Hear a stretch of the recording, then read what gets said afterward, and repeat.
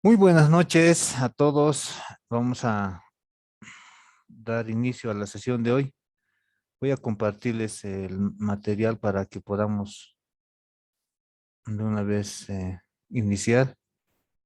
Ya, a ver dónde está.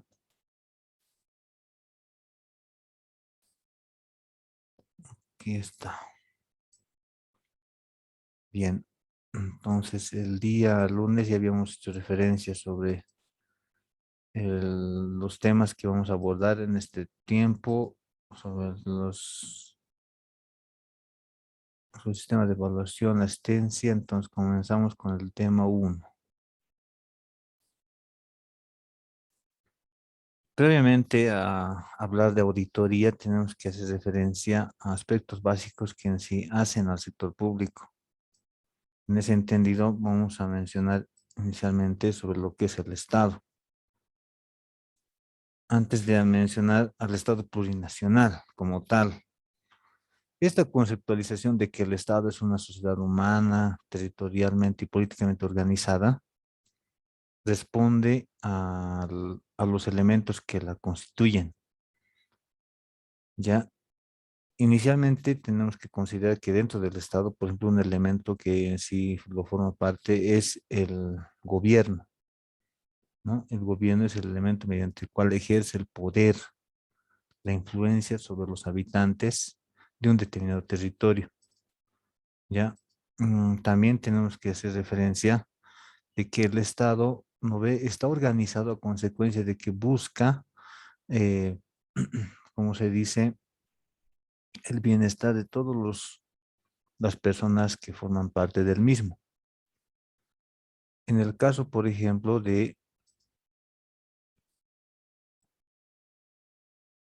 bueno, aquí ya estamos entrando a lo que es la Constitución, pero antes de eso quiero aclarar. Entre los elementos constitutivos tenemos a lo que es el gobierno y tenemos la población y el territorio. Estos tres elementos hacen al Estado como tal, ¿no? Es importante también hacer referencia de que no puede existir, o sea, un Estado sin la existencia de alguno de estos elementos.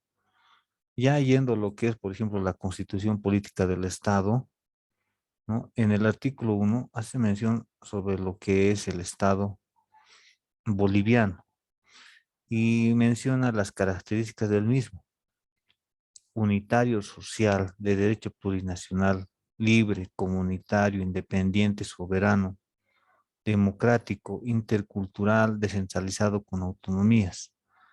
También hace referencia a la pluralidad en cuanto a lo que es lo político, económico, jurídico, cultural, lingüístico, ¿no? En sí,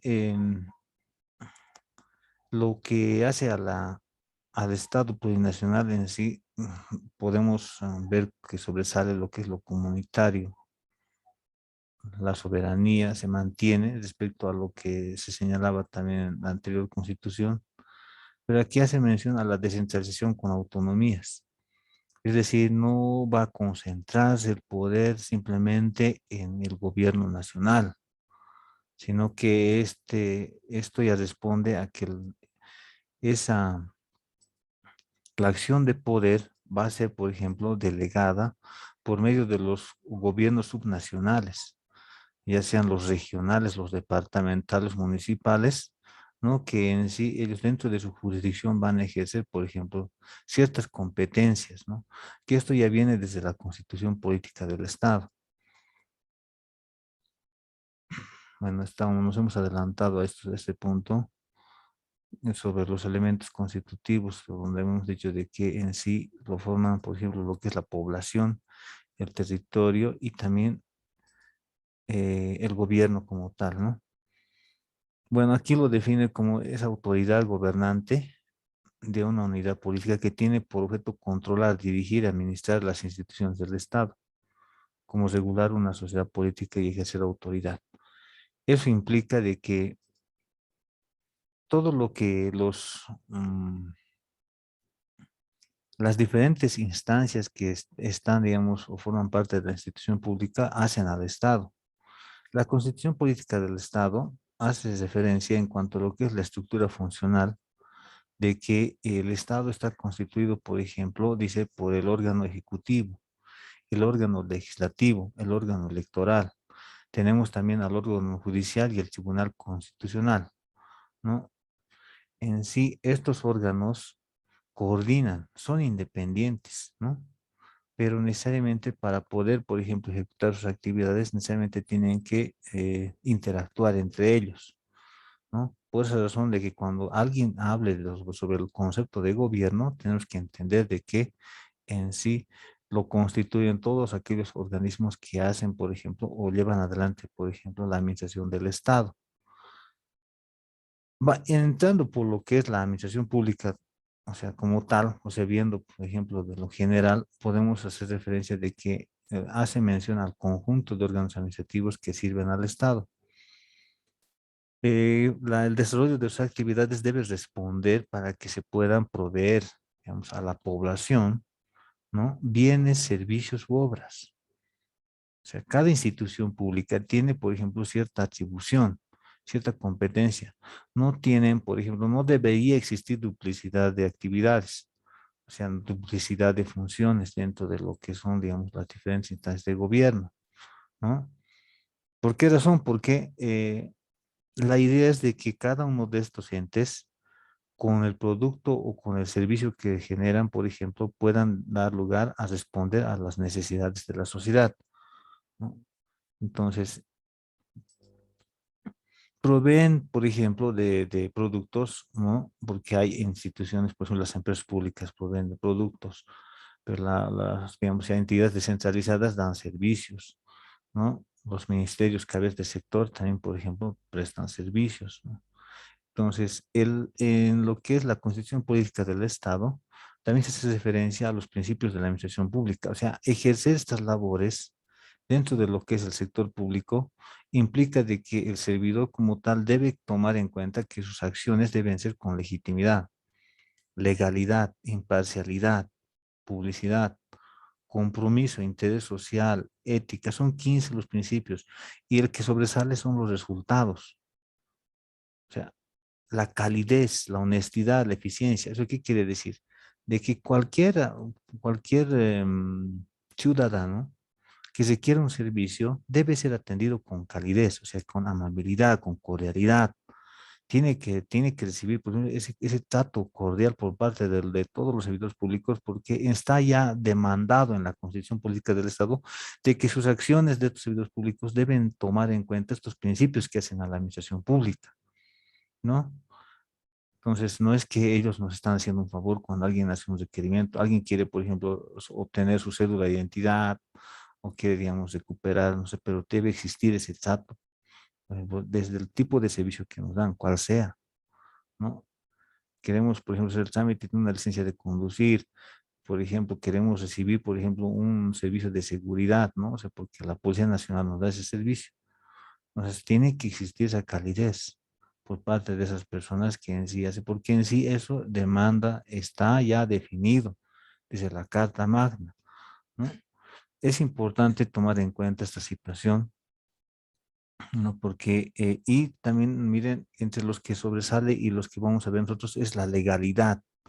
Todos sus actos deben estar orientados a cumplir las normas, ¿no? O sea, ellos, sus acciones de todo servidor público debe estar enmarcado en disposiciones legales que regulan, por ejemplo, las operaciones que ellos realizan. Si hablamos, por ejemplo, de los contadores, que en sí están encargados de generar, procesar la información de los hechos económicos, tienen que tomar en cuenta lo que dicen las normas básicas del sistema de contabilidad integrada. Tienen que tomar en cuenta, por ejemplo, lo que dicen, por ejemplo, las normas que hacen referencia, por ejemplo, al producto o servicio que ellos han solicitado y que va a ser objeto de contabilización, ¿no?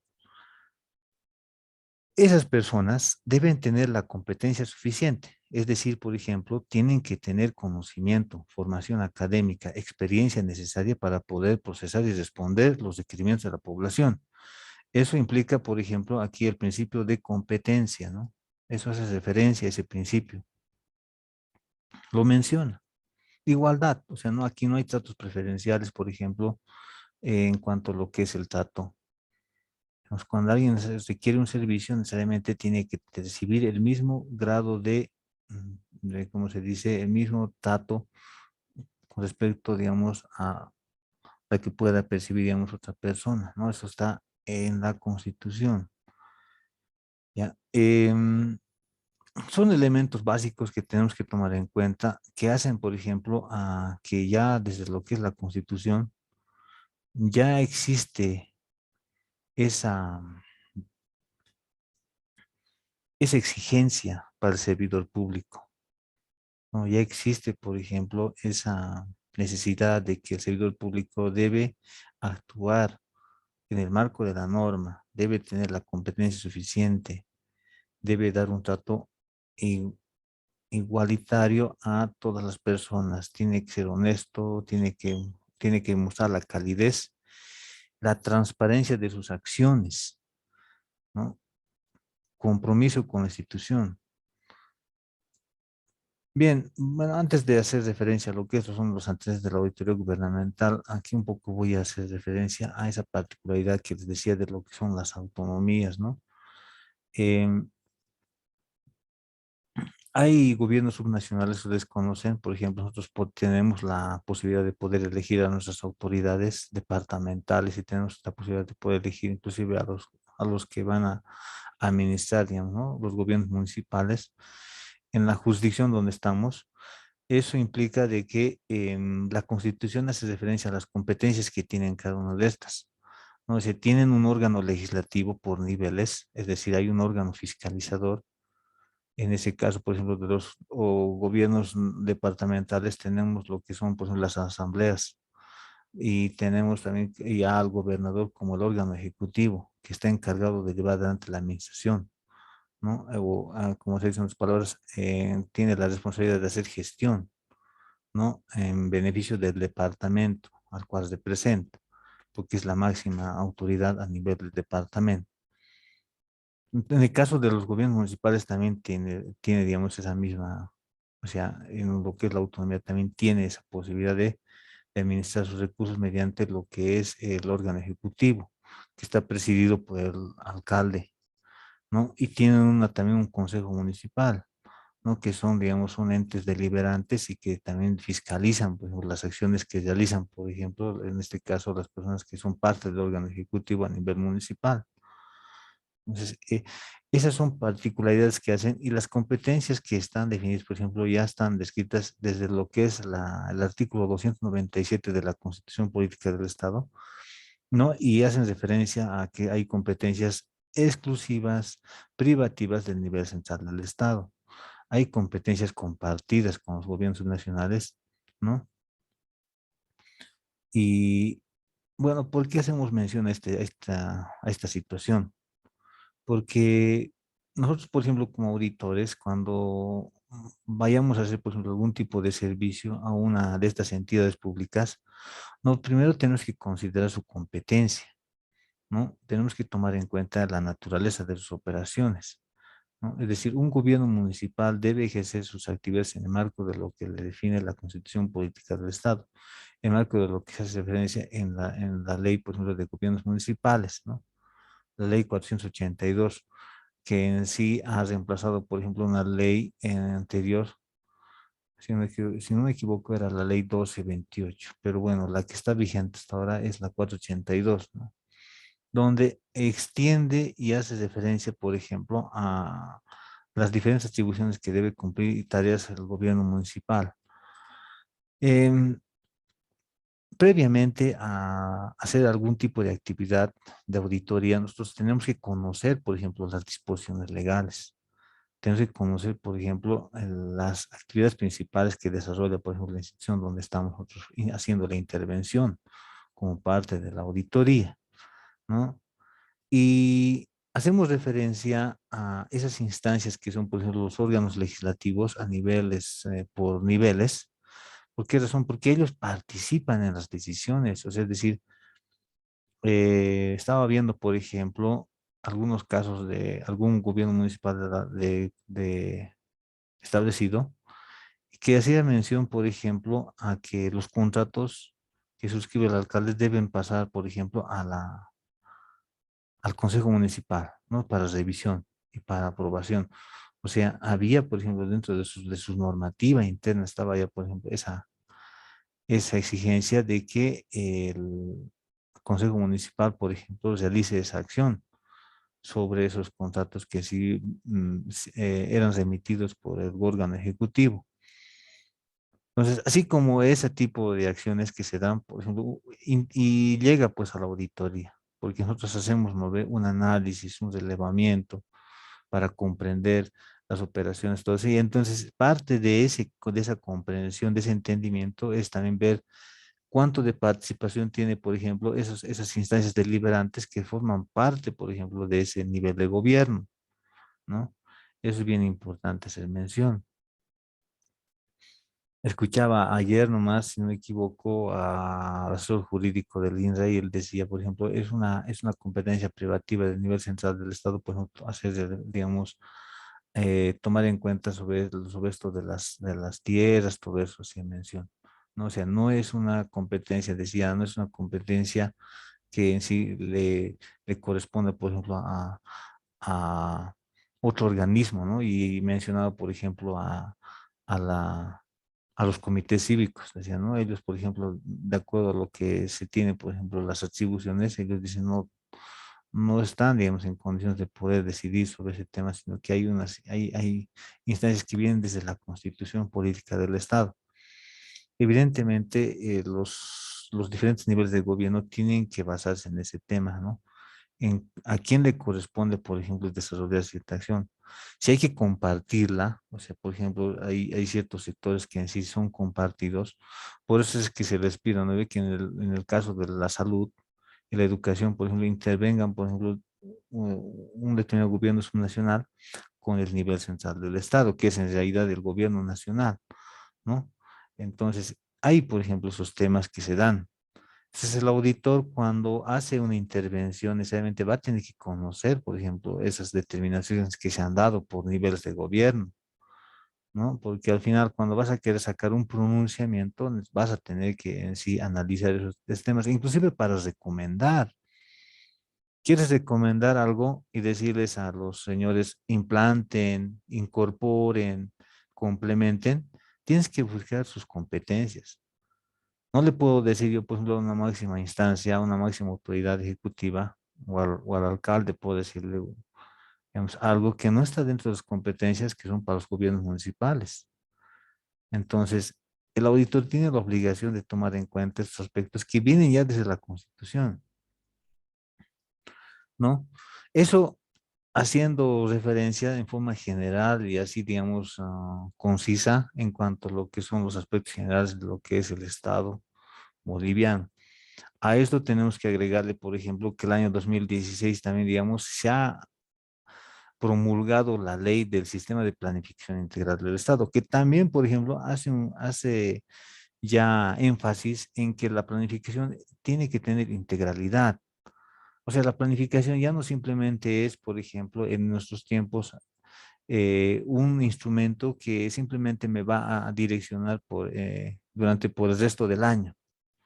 No, si yo quiero planificar alguna actividad para el resto del año, ¿no? Yo tengo que tomar en cuenta esos planes que tiene, ¿no? El Estado boliviano, que, digamos, de aquí a 5 años, de aquí a 15 años, 20 años, tengo que tomar en cuenta. ¿Para qué? Porque si voy a hacer algún esfuerzo en esta gestión, todo esto tiene que, digamos, vincularse y tiene que ligarse, alinearse, ¿no?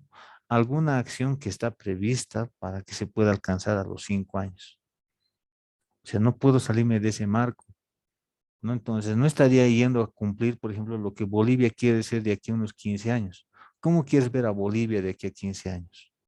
Aquí es ver una Bolivia industrializadora, aquí es ver una Bolivia, por ejemplo, que tenga, no sé, pues, que sea competitiva en ciertos sectores que, digamos, posiblemente no era hace años atrás, pero necesariamente eso tiene que partir de que tus actividades que las vas a planificar para esta gestión, las tienes que orientar para que Bolivia también pueda alcanzar ser la que pretende ser de aquí a 15 años, ¿no?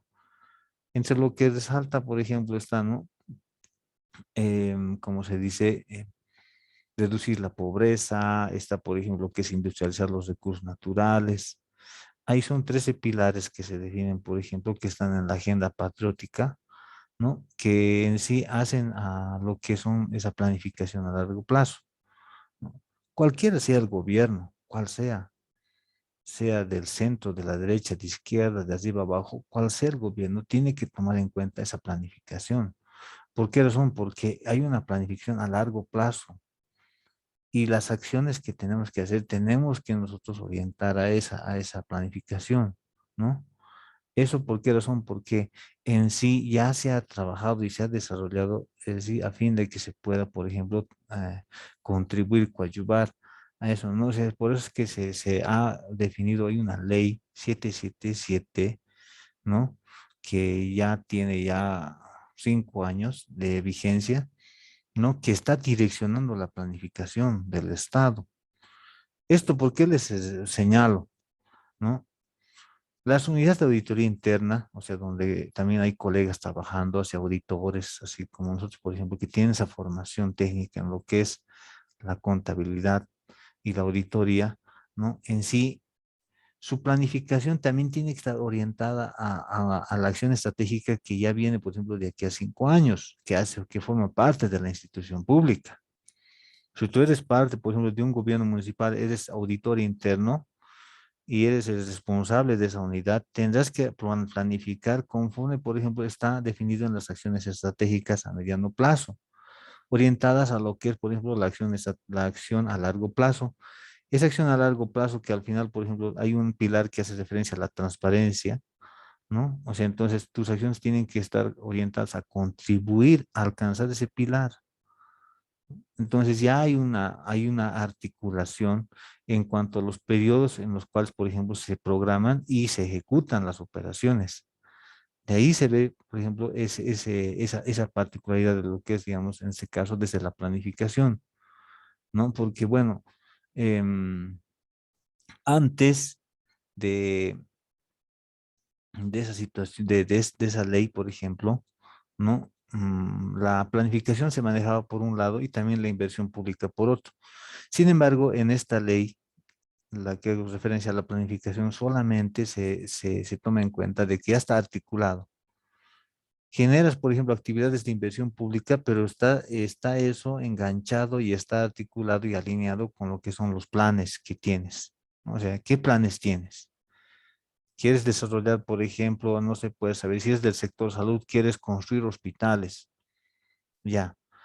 ¿Qué cantidad de dinero demanda, por ejemplo, esos proyectos de inversión pública que vas a desarrollar? Porque al final, esos hospitales que piensa construir, por ejemplo, una instancia del sector salud, tienen que ir a responder y a resolver las necesidades de ese grupo social que decide y está demandando, exigiendo de que se pueda atender por su demanda, ¿no? Más aún, por ejemplo, con este tiempo que hemos pasado, ¿no? Donde se puede percibir de que hay mucha carencia, digamos, en esa parte. Entonces, de acuerdo a esa ley de planificación, ¿no? O sea, la planificación tiene que estar siempre enganchada a lo que es la inversión pública, ¿no? Y ya son subsistemas, ya no son sistemas como antes, ¿no? Entonces decía, antes había un sistema específico que en sí era sobre inversión pública y otro sistema específico sobre planificación, ¿no? Entonces, esas situaciones es que el auditor debe conocer, ¿no? Para poder orientar adecuadamente sus acciones como parte del control que va a realizar, ya sea como parte del control interno posterior, como también como parte del control externo posterior. Eso es bien importante tomar en cuenta. No, hasta acá, por ejemplo, estamos haciendo simplemente una breve reseña de en sí de las particularidades que tiene el Estado boliviano, ¿no? O sea, esos son, digamos, los aspectos que en sí podemos tomar en cuenta, ¿no? Viendo más a detalle, tendríamos que ir a leer la Constitución porque hay una gran cantidad de información que está ahí definida en la Carta Magna, que en sí debería ser el punto de partida para todas las actividades que realizamos, ¿no? Ayer nomás escuché en una noticia donde decía el actual presidente de la Cámara de Diputados decía, vamos a hacer la visita a las entidades públicas y vamos a ver si los servidores públicos que trabajan saben hablar un idioma nativo, decía.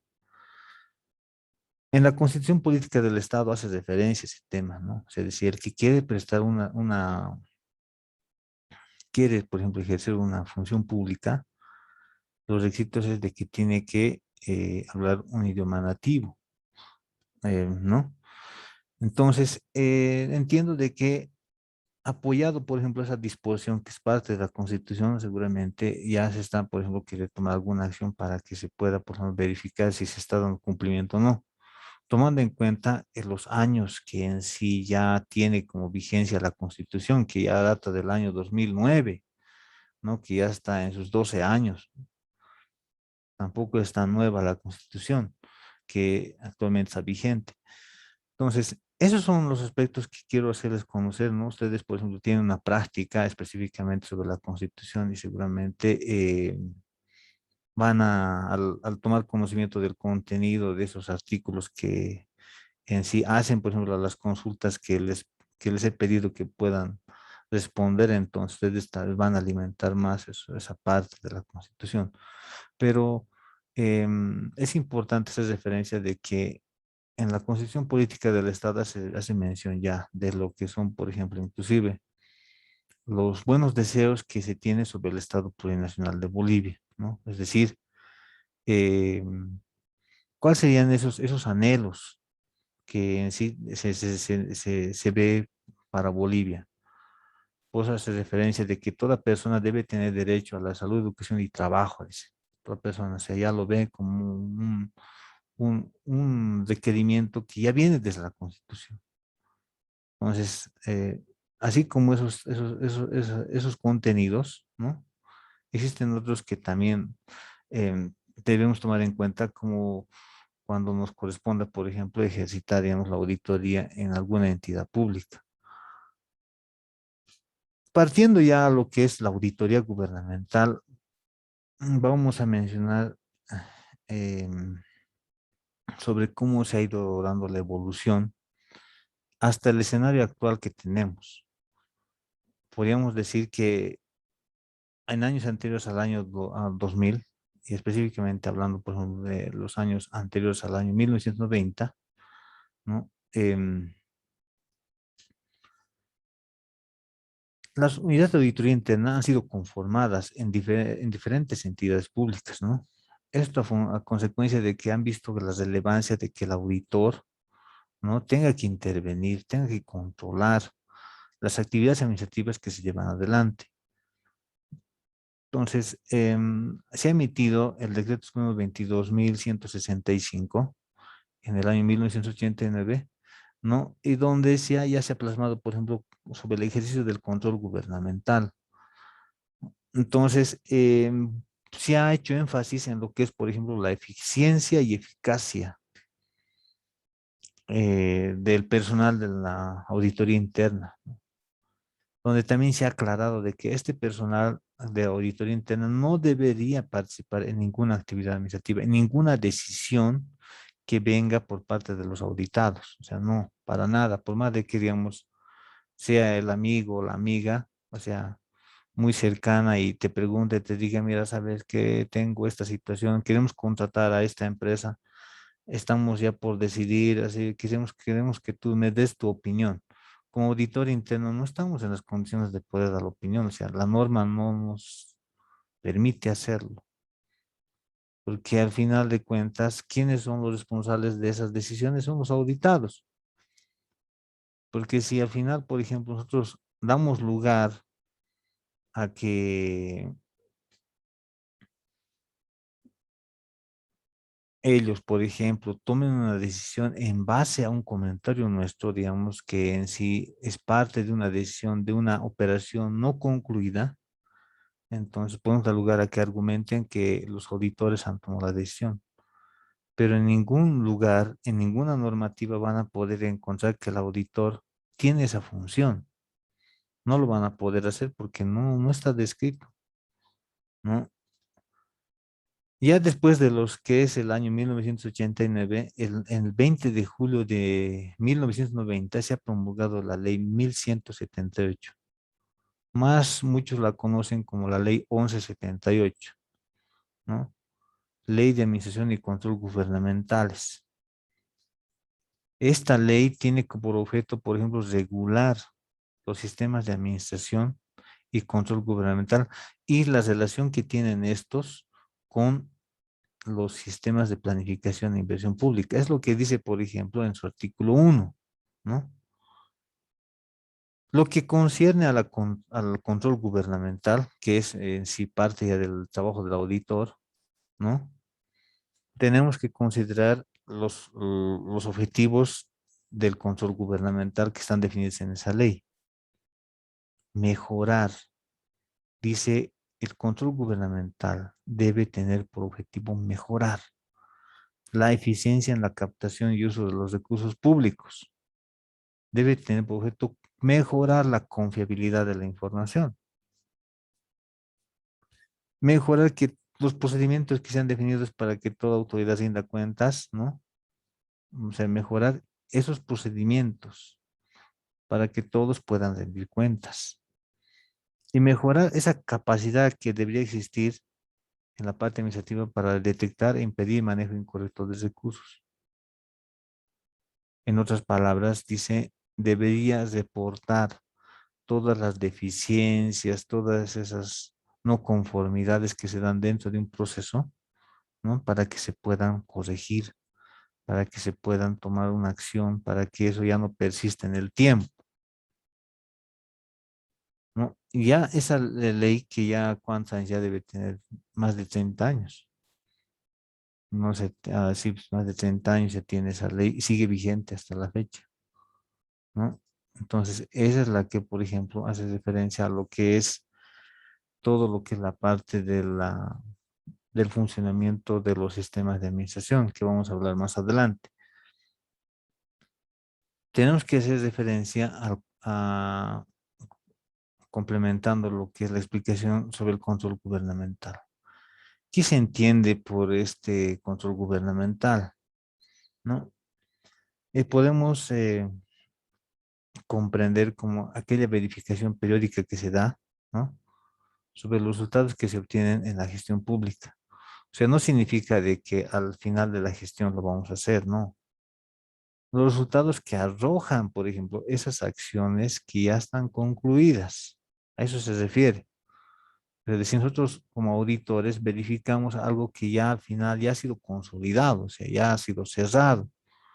Y por eso nos manifestamos. Es lo que dice, la auditoría se caracteriza porque es posterior, ¿no? Y el control gubernamental en su conceptualización extrae y rescata, por ejemplo, esa forma de realizar la actividad. ¿Por qué hacemos la verificación periódica? Puede tener diferente objetivo. Podemos hacer esa actividad, esa verificación, porque queremos verificar, queremos determinar si se está dando o no cumplimiento a las normas. Por un lado, verificar si están alineados o no, por ejemplo, las acciones que se están desarrollando o están o no conforme a las políticas gubernamentales definidas en sus planes. Y si existe, por ejemplo, eficacia en la ejecución de operaciones. ¿Para qué fines? Para que podamos nosotros generar una recomendación como instancia que ha advertido, que ha detectado y que ha analizado y valorado, por ejemplo, esa información que nos han hecho conocer, por ejemplo, la parte ahorita de entonces, para que podamos decirles, recomendamos que se hagan estas cosas, para que ya no persista en el tiempo. O finalmente, esto da lugar a que también nosotros solicitamos que se llegue a resarcir al Estado cuando vemos que hay daño económico, cuando alguien puede advertir de que ha generado una pérdida económica, podemos decir, ¿no? Podemos generar recomendaciones de ese tipo.